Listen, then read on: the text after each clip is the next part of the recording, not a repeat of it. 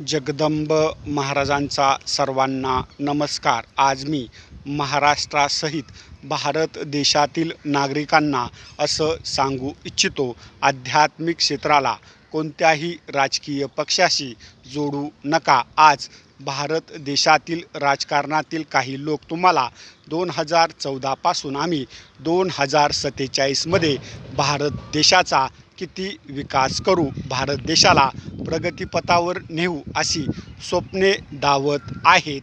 इथं उद्या काय होईल याचा भरोसा नाही आहे। जीवन मरण कुणाच्याही हातामध्ये नाही आहे।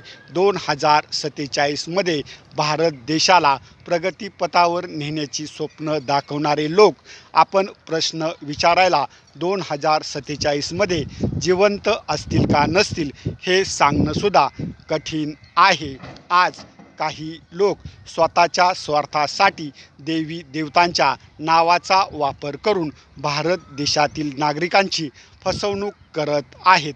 भारत देशातील देवी देवतांची मंदिरे लोकांची आस्था श्रद्धा कोणाचीही राजकीय मालमत्ता नाही आहे। मी आध्यात्मिक क्षेत्रातील व्यक्ती असून माझा कोणत्याही राजकीय पक्षाशी काहीच संबंध नाही आहे, परंतु एखाद्या व्यक्ती जर स्वतःच्या स्वार्थासाठी देवी देवतांच्या नावाचा लोकांच्या आस्थेचा वापर करत असेल तर भारत देशातील नागरिकांना सावधान करणं एक भारतीय म्हणून मी माझं कर्तव्य समजतो।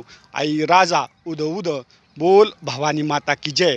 जय भवानी, जय श्रीराम, जगदंब, हर हर महादेव, हर हर महादेव।